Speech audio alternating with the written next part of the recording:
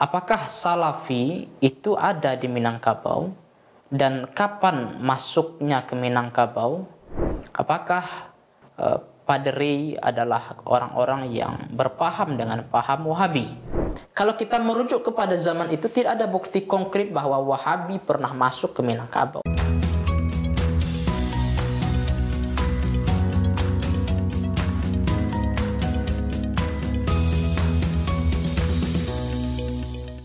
Dapatkan konten eksklusif Bincang Syariah di aplikasi Berkah. Download sekarang ya.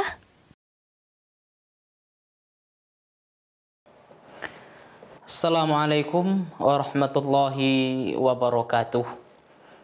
Alhamdulillah wassalatu wassalamu ala Rasulillah wa ala alihi wa ashabihi wa mawala.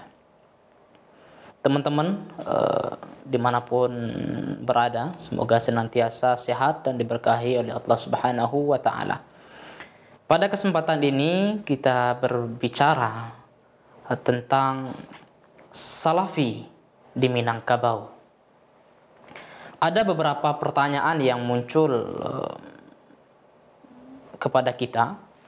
Apakah Salafi itu ada di Minangkabau dan kapan masuknya ke Minangkabau? Serta pertanyaan iringan selanjutnya adalah, apakah Padri adalah orang-orang yang berpaham dengan paham Wahabi? Nah, pertanyaan ini tentu perlu dijawab dengan penelitian-penelitian yang panjang serta dengan bukti-bukti atau referensi-referensi yang otentik.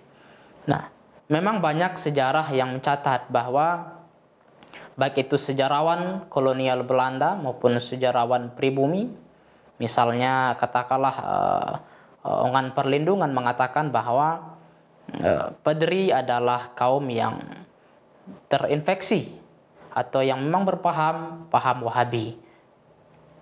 Namun kitab-kitab yang paling otoritatif misalnya yang bisa kita kemukakan adalah, dan ini jarang dibuka tentang paham keagamaan orang-orang Minangkabau secara umum di media maupun di jurnal-jurnal yang lain, jarang yang membuka tentang paham keagamaan mereka.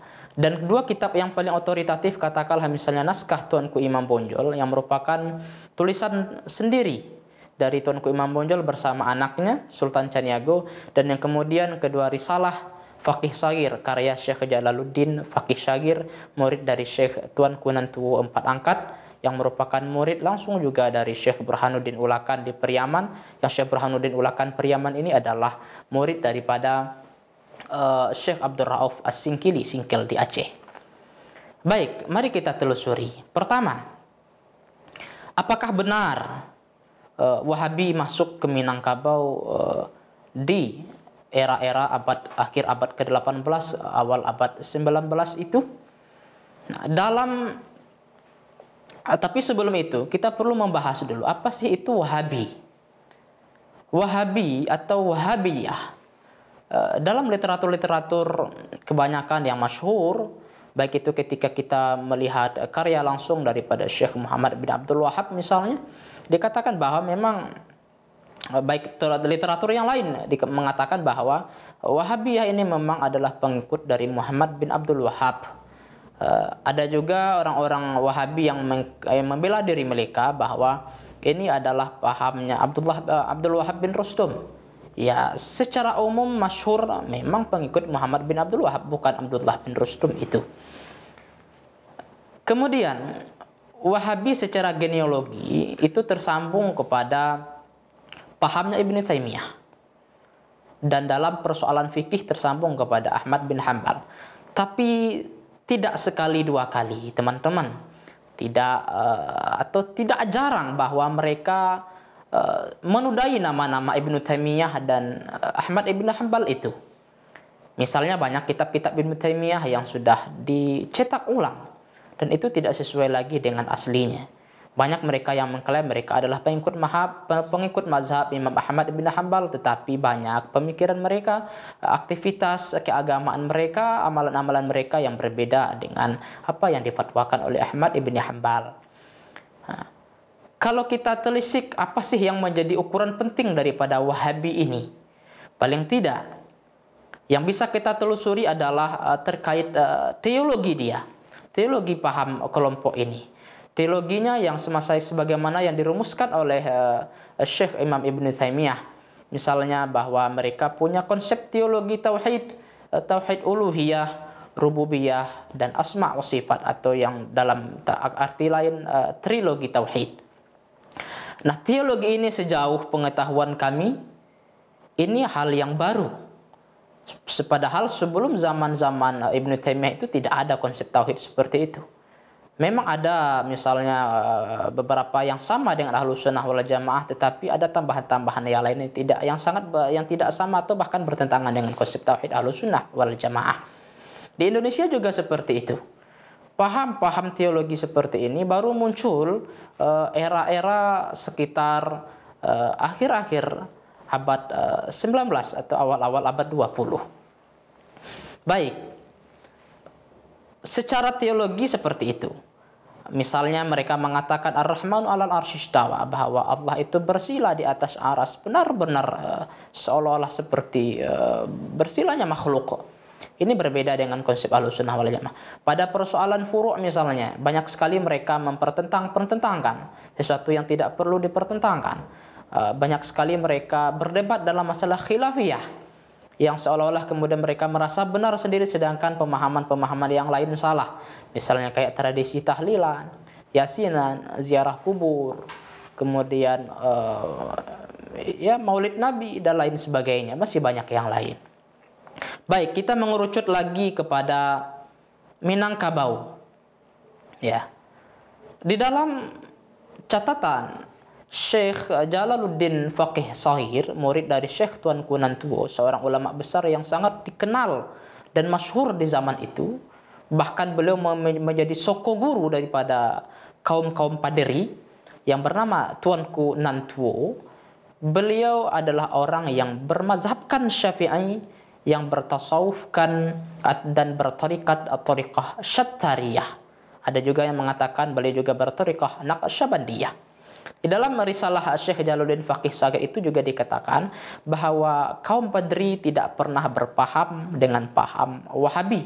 Memang di Makkah ketika itu terjadi pergerakan oleh kaum Wahabi terhadap Saudi Arabia di Hijaz dan sekitarnya ketika itu, sampai mereka menguasai Saudi Arabia ketika itu bernama Hijaz dan sekitarnya sekitar 10 tahun lamanya, tetapi kemudian diusir lagi oleh pihak kerajaan Turki Utsmani. Nah, era-era 1803 itu pulanglah 3 orang ulama, orang Minangkabau pulang dari Makkah yang bernama Haji Miskin, kemudian Haji Sumani dan Haji Piobang. Nah, di dalam data sejarah yang dikemukakan oleh kaum kolonial Belanda, bahkan oleh peneliti-peneliti kebanyakan, mereka ini adalah berpaham Wahabi. Tetapi lagi-lagi kita katakan, lagi-lagi kita sah-sah saja kita berbeda pendapat, silahkan percaya atau tidak. Tapi sejauh penelusuran kami, baik di dalam buku naskah Tuanku Imam Bonjol yang sudah dialih bahasakan ini, di situ tidak ada pernyataan jelas bahwa mereka berpaham Wahabi. Bahkan di video sebelumnya saya sudah menyinggung Tuanku Imam Bonjol tidak pernah berpaham Wahabi, malah dia Ahlus Sunnah wal Jamaah yang bertasawuf, seorang wali ahli thariqah. Kemudian beliau mengajarkan tawasul, bakar kemenyan, dan mentradisikan hal-hal yang masih dalam tataran konsep Ahlus Sunnah wal Jamaah. Maka kemudian dalam Syekh Jalaluddin Faqih dikatakan kaum Padri itu hanya terinspirasi, ya, dan ini juga disambung lagi oleh Buya Hamka di dalam buku beliau antara Fakta dan Khayal Tuanku Rau. Buya Hamka juga menyetujui bahwa kaum Padri, khususnya panglima-panglima besar gerakan angkatan pertama Harimau Salapan, mereka tidak berpaham Wahabi, hanya saja mereka terinspirasi dari gerakan Wahabi yang ada di Makkah Madinah ketika itu. Kita harus bedakan antara terinspirasi dengan berpaham. Kalau berpaham benar-benar dia menganut paham itu, tapi terinspirasi berarti dia terinspirasi semangat gerakannya, terinspirasi semangat revolusinya, anti penjajah dan segala macam lainnya. Nah, semangat terinspirasi dari gerakan Wahabi ini kemudian mereka salurkan dalam menumpas penjajah misalnya, kemudian dalam memerangi judi, sabung ayam, tua, kemudian para perampok, kemudian orang-orang yang menzalimi orang lain, misal perbudakan dan jual beli, ketika banyak jual beli yang bertentangan dengan akidah syariah Islam ketika itu yang mereka tentang. Tidak ada kuburan-kuburan ulama malah yang digusur ataupun dibumi hanguskan, yang ada hanya konflik antar surau. Ya, di mana di Minangkabau ada Thariqah Syattariyah, Thariqah Naqsyabandiyah, Thariqah Qadiriyah. Yang paling sering ada konflik antara Thariqah Syattariyah dengan Naqsyabandiyah. Masing-masing surau punya guru, punya ulama, punya murid. Masing-masing surau punya metodologi, punya kurikulum masing-masing. Itu yang sering terjadi konflik.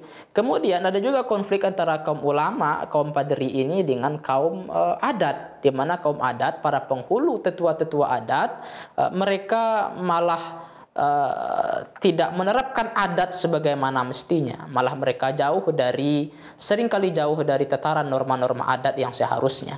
Ini yang diperangi oleh gerakan-gerakan padri itu.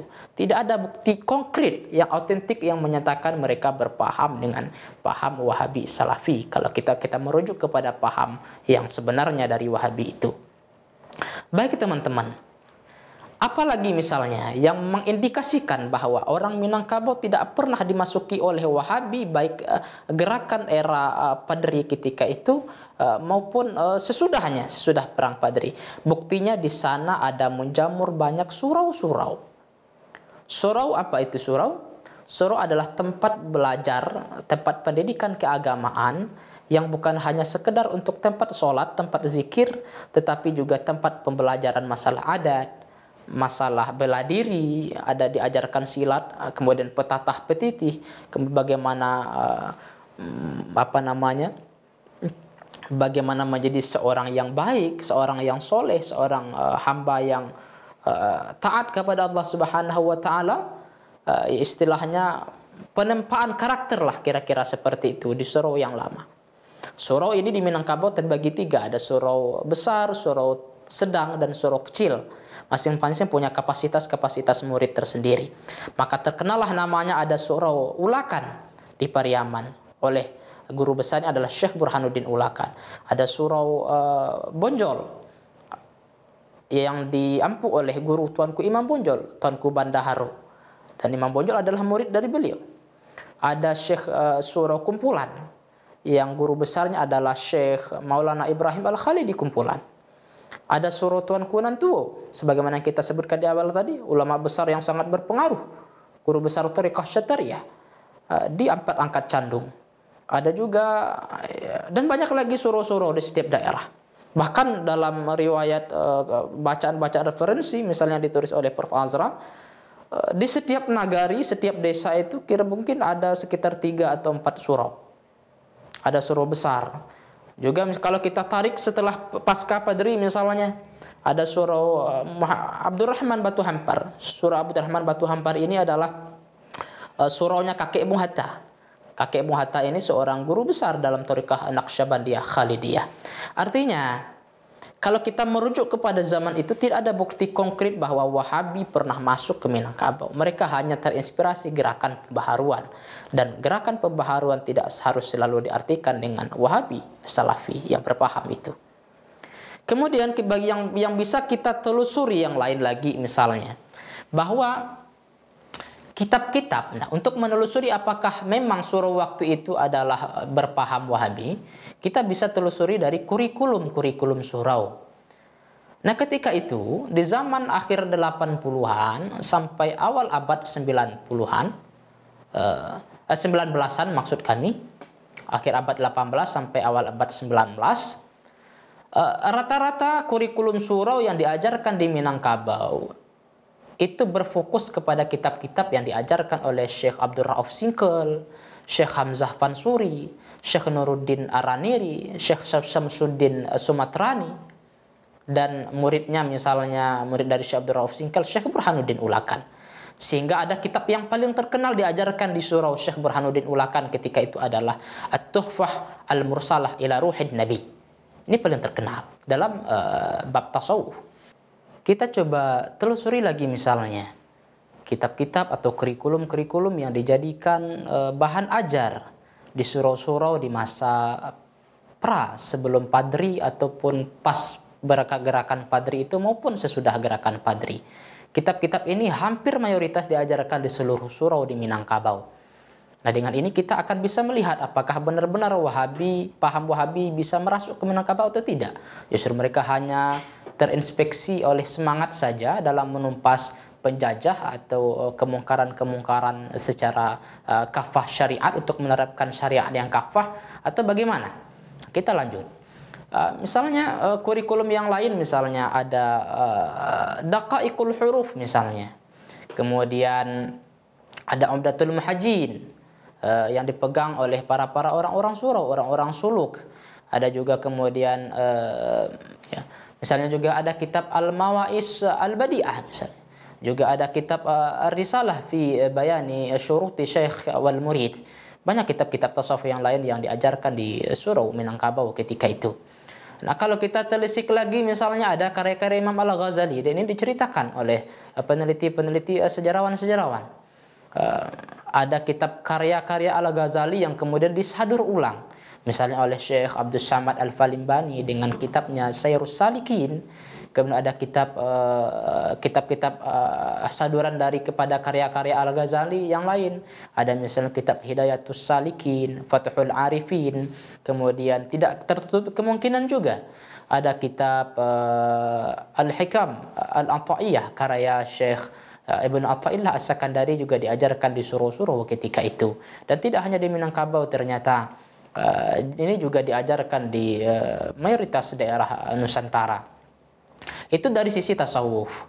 Kemudian kalau kita telusuri dari sisi fiqih, sebagaimana diungkap oleh Prof. Azri di Azra, bahwa kitab bahan ajar yang paling diminati banyak dalam bidang fikih ketika di surau ketika itu, dan itu juga dibenarkan oleh Syekh Jalaluddin Faqih Shahir misalnya dalam risalah beliau, adalah kitab Minhajut Talibin.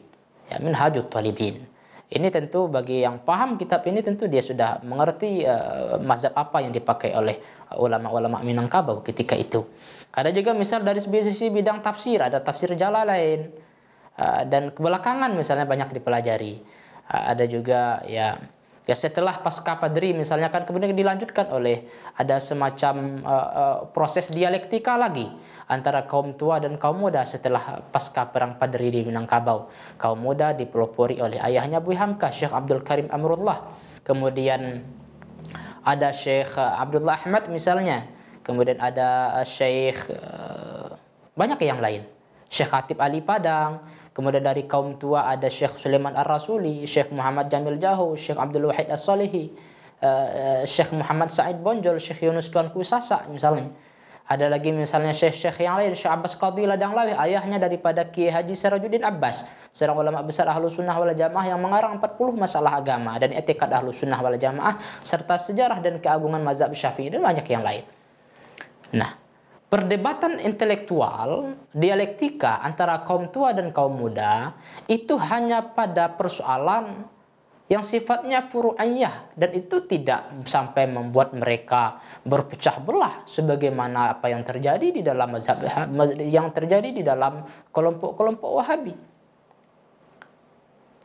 Justru mereka hanya berdebat dalam persoalan-persoalan yang itu kemudian berorientasi kepada tajamnya nalar kritis dan banyaknya karya-karya intelektual yang ada di zaman itu.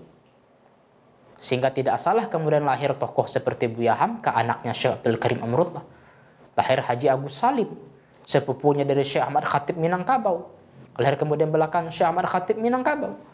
Lahir juga kemudian orang-orang seperti Bung Hatta, cucunya daripada Syekh Abdurrahman Batu Hampar, seorang ulama besar Thariqah Naqsyabandiyah Khalidiyah di Payakumbuh, Sumatera Barat. Lahir misalnya Sultan Syahrir Muhammad Yamin. Muhammad Nasir, dan sebagainya.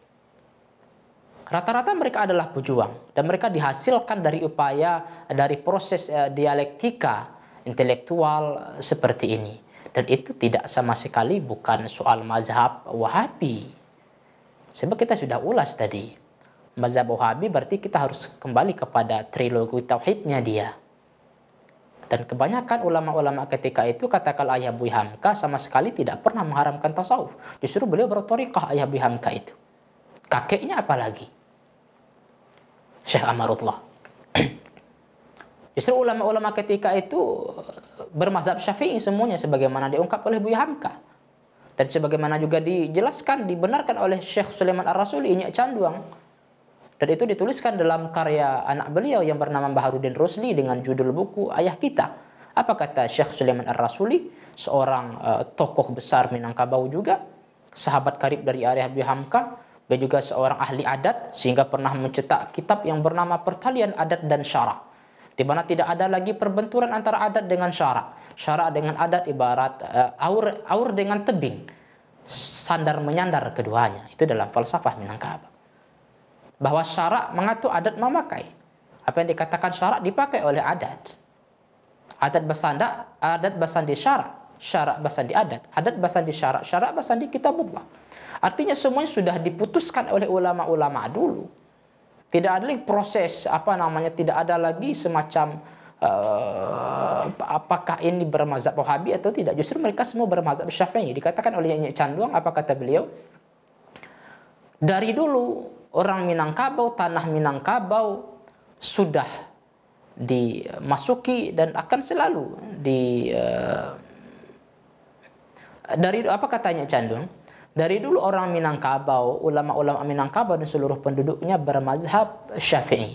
Mazhab Syafi'i sudah mengurat berakar di ranah Minangkabau, kata beliau. Siapa yang berani mendoleng-doleng faham ini, siapa yang berani mengharam-haramkan faham ini, berarti dia sudah keluar dari manhaj apa yang dituliskan dalam falsafah adat basandi syarak, syarak basandi kitabullah itu, yang dideklarasikan di Bukit Marapalam, yang dimana orang yang melanggar falsafah itu, apa kata Tuanku Imam Bonjol dalam bukunya Naskah Tuanku Imam Bonjol, siapa yang melanggar akan mendapati sumpah daripada seluruh penghulu adat, tetutu adat, nenek mamak Minangkabau, alim ulama dan cerdik pandai, orangnya akan tidak berkah ketujuh turunannya ke bawah. Orang tidak akan berkah di dalam hidupnya manakala dia melanggar adat itu. Maka banyak adat yang dirumuskan.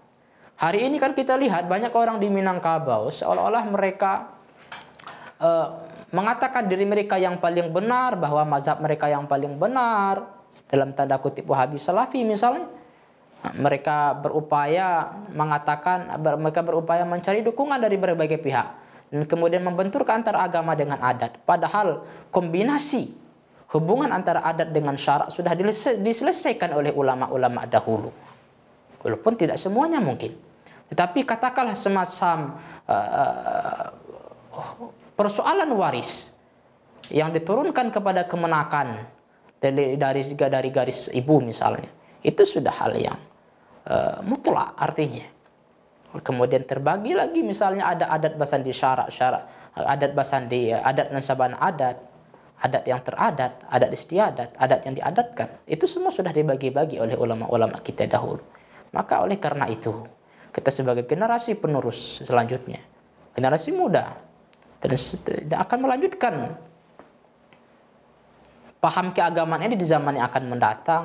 Mari kita telusuri lagi sejarah kita secara bijak. Apa yang sudah diajarkan oleh ulama dulu, itu kita pegang erat-erat. Jangan sampai kita menjadi orang yang apa kata Nyak Canduang, ibaratkan baling-baling bambu. Bagaimana baling-baling bambu? Kemana angin berarah, kemana angin bertiup, ke sana dia berarah. Artinya kita tidak kokoh berpendirian, tidak istiqomah dalam hal ini. Ini harus kita pegang erat-erat apa yang sudah ditinggalkan oleh ulama-ulama kita dulu. Alhasil, pada kesimpulannya adalah ulama-ulama Minangkabau pada zaman awal abad 18, akhir 18, maupun sebelum awal abad 19, maupun sesudah bahkan awal abad 20, bahkan sampai hari ini, mayoritas ulama Minangkabau, orang-orang Minangkabau tidak pernah berpaham Wahabi, Salafi. Semuanya adalah aqidah Ahlussunnah wal Jamaah yang mengikut kepada Imam Abdul Hasan Al-Asy'ari dan Imam Abu Mansur Al-Maturidi, dalam mazhab kepada Imam Asy-Syafi'i. Kemudian semuanya bertasawuf dan berthariqah. Kalau tidak pun masuk thariqah, mereka semua tidak ada yang menghakimi tasawuf, tidak ada yang mengharamkan tasawuf. Ini harus kita jaga, teman-teman, dimanapun berada. Semoga ini sedikit membuka cakrawala kita tentang Minangkabau. Mungkin hanya demikian yang dapat saya sampaikan. Terakhir, jangan kita jadikan masa lalu sebagai bahan perpecahan di hari ini. Hargailah sejarah masa lalu, yang baik diambil, yang tidak ditinggalkan. Itu falsafah kita. Assalamualaikum warahmatullahi wabarakatuh.